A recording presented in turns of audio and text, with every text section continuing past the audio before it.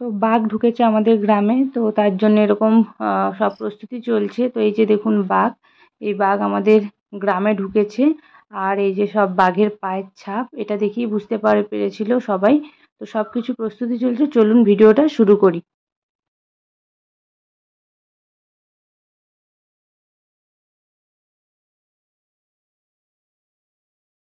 নমস্কার বন্ধুরা, আমি Chandrima, Titan kitchen with village ফুডে সবাইকে স্বাগত। আজ আরও একটা ভিডিও নিয়ে চলে আসলাম। তো আমাদের গ্রামে বাঘ এসেছে। তো এই যে দেখুন সব জাল টাঙানোর কাজ চলছে।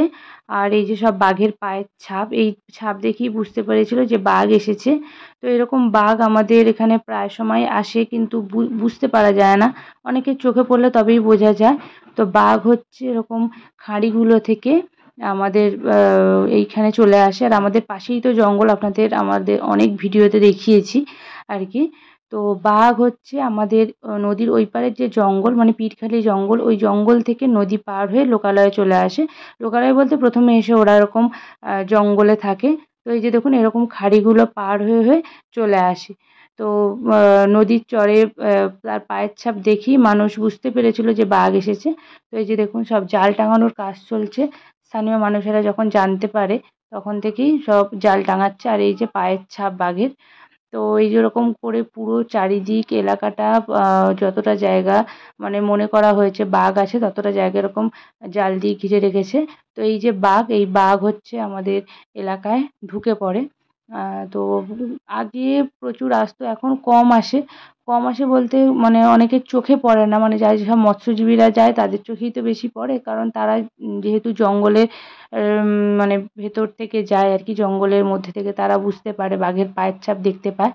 তো আগে প্রচুর আসতো, তো এখন সেরকমভাবে আসার খবর পায় না। তো এই রিসেন্ট দু তিন দিন আগে শোনা গেছে যে বাঘ এসেছে। তো এরকমভাবে জাল দিয়ে সব ঘিরে রেখেছে, মানে আমাদের পাশের গ্রামে, আমাদের ঝড়খালি ৩ নম্বরে আমাদের গ্রাম, আর এটা হচ্ছে ৪ নম্বর, মানে একদম পাশের গ্রাম।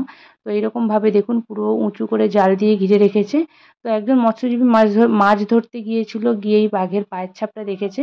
দেখার পরে সবাইকে জানায়, জানানোর পরে এরকমভাবে আমাদের এখানে যেসব ফরেস্টার রয়েছে, তো সেখান থেকে এসে সব এরকম জাল দিয়ে দিয়ে চারিদিকটা ঘিরে দিয়েছে, যাতে যেটুকু জায়গার মধ্যে বাঘটা আছে বলে মনে করা হচ্ছে সেই জায়গাটা পুরোটাই ঘিরে রেখেছে। আর একটা অংশ ফাঁকা রেখেছে, সেখান থেকে বাঘটা জাস্ট বেরিয়ে যায় সেটা বোঝার জন্য, বাঘের পায়ের ছাপ দেখে। তো সেইটুকু জায়গা ফাঁকা রেখেছে, আর বাকিটা এরকমভাবে জাল দিয়ে ঘিরে রেখেছে, অনেকটা উঁচু করে জাল দিয়ে পুরো টাইট করে ঘেরা। তো আমাদের তো খুবই ভয় লাগছিল, কারণ আমরা ছোট থেকে শুনিনি যে এখানে বাঘ এসেছে। আগে আসতো শুনতাম, তো যাই হোক এরকম সামনাসামনি যে আসবে, আমরা শুনতে পাবো যে এসেছে, সেরকম একটা অভিজ্ঞতা মানে হলো। তো যাই হোক এরকম দেখুন পাশে গ্রাম রয়েছে, এরকম সব ফিশারি রয়েছে। আর আমরা এরকম এইসব জায়গাগুলো আপনাদের ভিডিও করে দেখিয়েছি। তো কি করে জানবো বলুন এইসব জায়গায় বাঘ এসে থাকে? তো জঙ্গল তো বলা যায় না, বাঘ থাকতেই পারে। যাই হোক, তো দেখুন এরকমভাবে পুরো টাইট টাইট করে পুরো আটকে দিয়েছে জাল, যাতে বাঘ চিরে এই পারে লোকালয়ে না ঢুকে পড়ে। তবুও বলা যায় না, বাঘের ব্যাপার। তো এবারে রাত্রিবেলা দেখুন এরকম সব জেনারেটর দিয়ে সব লাইট লাগিয়ে দিয়েছে, কারণ রাত্রিবেলা যদি কোনো কারণে বাঘ এই পারে চলে আসে, তো সবাই তবুও বুঝতে পারবে, কারণ লাইট না থাকলে তো নদীর ধারে কি করে বোঝা যাবে বলুন। তো এইরকমভাবে পুরোটা লাইট লাগিয়ে দিয়েছিল। তো আপনাদের দাদা ডিউটিতে গিয়েছিল, মানে ডিউটি ছিল রাত্রিবেলা, তো সেইখান থেকে এই ভিডিওটা বানিয়েছে।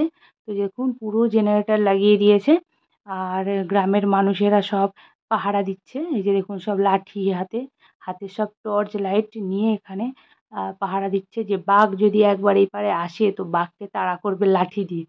সব লাঠি নিয়ে দাঁড়িয়ে রয়েছে। প্রত্যেকটা মানুষের তো ভয় থাকে না? তো আমরাও খুব ভয়ে ভয়ে দিন কাটিয়েছি, কারণ যে বাঘটা চলে গেল কিনা। তো ওই যে দেখুন সব মানুষেরা সব ওই যেখান থেকে ওই ঘেরা হয়েছে তার পাশ থেকে সব ঘুরে বেড়াচ্ছে, পাহারা দিচ্ছে, দেখছে বাঘ এলো কিনা, মানে এই পাশে এলো কিনা। তো বাঘটা ভাবুন এপার আর ওপার একটা জাস্ট জালের আবরণ রয়েছে। তো যাই হোক বাঘ চলে গিয়েছে। এই যে বিপরীত পায়ের ছাপ ঢুকেছিল যে পাশ যেখান থেকে, সেই জায়গাটা ফাঁকা ছিল। তো সেই জায়গা থেকে এই যে বেরিয়ে গেছে, পায়ের ছাপ দেখে বোঝা গেছে। তো এইরকমভাবে আমাদের এখানে এরকম জাল দিয়ে ঘেরা হয়।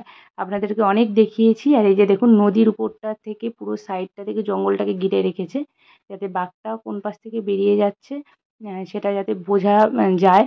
তো ভিডিওটা যদি ভালো লাগে তাহলে অবশ্যই একটা লাইক করবেন। তো আজকে আসছি।